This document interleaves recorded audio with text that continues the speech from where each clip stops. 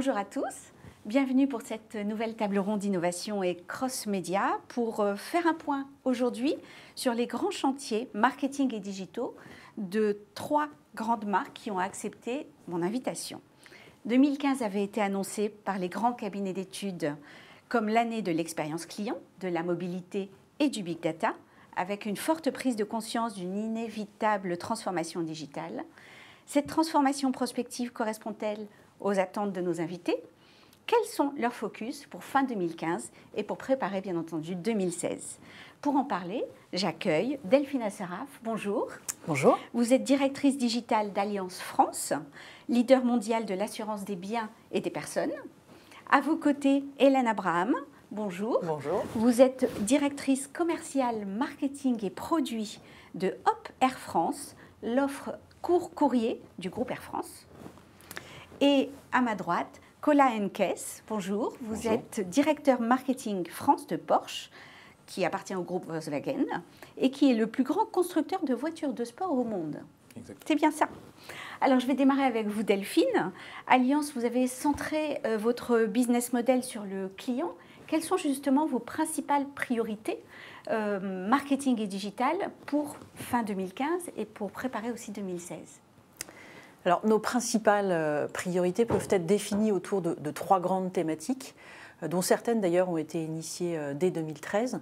La première, c'est la modernisation de nos offres et de nos services. Qu'est-ce que cela implique concrètement? Cela veut dire par exemple redesigner un parcours client. Vous avez l'habitude de regarder par exemple une assurance auto, de répondre à un certain nombre de questions. Donc on parle là d'un produit qui est traditionnel. Donc comment pouvons-nous réenchanter cette expérience client? Tout simplement en refaisant les parcours et en vous proposant par exemple d'avoir une première estimation de tarif en moins d'1 minute et en répondant à 5 questions, c'est le tarif express. On peut aussi inventer des nouveaux parcours. Aujourd'hui, il y a l'apparition de nouvelles technologies qui nous permettent par exemple de mettre un petit boîtier dans votre voiture, de capter un certain nombre d'informations et de vous proposer des conseils qui sont adaptés à votre mode de conduite. La deuxième priorité, ça peut être de renforcer la relation client. De façon traditionnelle, il y avait en général une relation entre l'assuré et l'assureur lors de la souscription du contrat. Et après sur le sinistre. Et après sur le sinistre. Notre objectif, c'est véritablement d'être présent à d'autres moments de la vie et d'être en proximité avec le quotidien de nos clients. Et puis la troisième thématique, c'est l'anticipation de nouveaux usages, de nouvelles habitudes de consommation, par exemple comme l'économie collaborative, qui peut être à la fois une réponse à une situation économique, mais surtout et principalement un nouveau mode de consommation. Comment anticiper ce que cela veut dire pour l'assurance, comment adapter nos offres et nos services, c'est une de nos priorités aujourd'hui. Alors vous nous direz comment ça se passe concrètement. Hélène, alors Hop Air France est une toute jeune marque de 2 ans. Qui, malgré la notoriété du groupe Air France, a besoin encore de trouver une place sur ce marché fortement concurrentiel. Quelles sont aussi vos priorités en matière de marketing et digital ? Alors, c'est vrai que nous avons lancé cette marque Hop en 2013 et la notoriété a cru relativement vite puisque d'après les instituts de sondage qui évidemment nous aident et nous mesurent la notoriété de la marque, nous avons percé assez rapidement sur cette activité de la mobilité court-courrier aéronautique. Je rappelle qu'aujourd'hui, on est passé à un chapitre nouveau de notre histoire puisqu'on parle aujourd'hui de Hop supporté par Air France et ça regroupe l'activité de court-courrier du groupe, c'est ce que vous avez mentionné au début.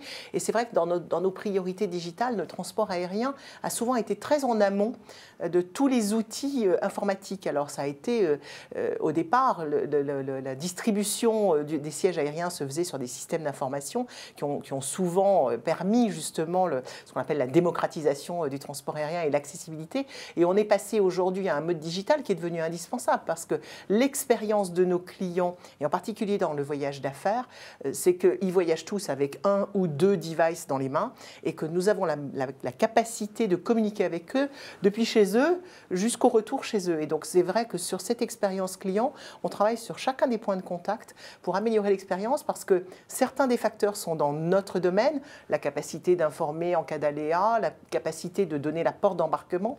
Certains sont moins dans notre domaine lorsqu'on parle de l'environnement aéroportuaire puisque selon l'aéroport dans lequel on se trouve, cette information information, nous dépendons d'une structure qui n'est pas la nôtre et donc nous sommes obligés de composer avec un environnement qui n'est pas toujours le nôtre.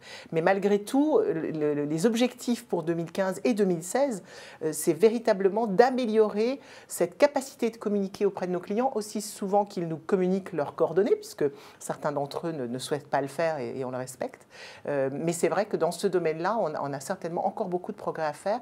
Et c'est vrai qu'aujourd'hui, on a aussi la capacité d'avoir l'information poussée vers le client en temps réel le plus rapidement possible. Ok. Alors, pour vous, Colin Kess, pour la marque Porsche, vous êtes leader sur le segment haut de gamme des voitures, de l'automobile, et vous adressez une cible de connaisseurs, de spécialistes. Quels sont aussi, quand on est attaché à cette marque forte, quels sont les objectifs, vos objectifs en matière de marketing et digital? Alors, comme vous avez dit tout à l'heure, actuellement, le grand challenge, c'est vraiment l'expérience client.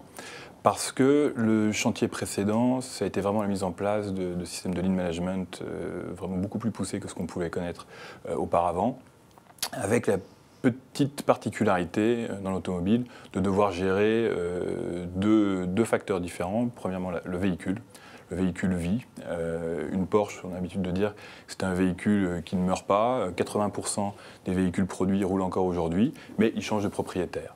Et il y a également l'expérience du client qui peut avoir plusieurs véhicules chez lui, Porsche ou d'autres marques, et donc de travailler sur des ventes supplémentaires, sur du upselling par exemple. Donc ces deux particularités font qu'aujourd'hui, entre des systèmes lead management beaucoup plus évolués, un environnement qui s'est beaucoup plus digitalisé, c'est-à-dire que les clients vont de moins en moins en centre Porsche, ils vont de moins en moins au showroom, ils vont préparer leur visite sur leur tablette, sur leur ordinateur. Donc on va avoir un point de contact qui va être beaucoup plus court et clairement la relation, lorsqu'ils vont se connecter, ils vont avoir une première relation avec la marque, fait partie de l'expérience client. Donc aujourd'hui, vraiment, c'est d'élargir au maximum l'expérience client, de la première prise de contact jusqu'au, on va parler de renouvellement, jusqu'à la fidélisation en après-vente, qui est une activité également très importante. On a, dans la particularité également de notre métier, d'avoir comme objectif principal vraiment de cibler au mieux nos activités. On a la chance d'avoir une marque qui est suivie, qui a des amateurs, des fans, donc on a l'habitude de dire. Donc nous avons des outils de communication qui visent à alimenter cette passion. Mais on va également devoir cibler une population qui aujourd'hui a les moyens, a l'envie de passer sur une marque comme Porsche.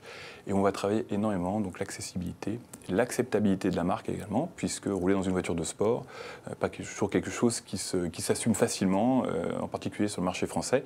Donc voilà, on va vraiment utiliser toute la partie online pour accroître l'acceptabilité, l'accessibilité et également à s'assurer une expérience client optimale.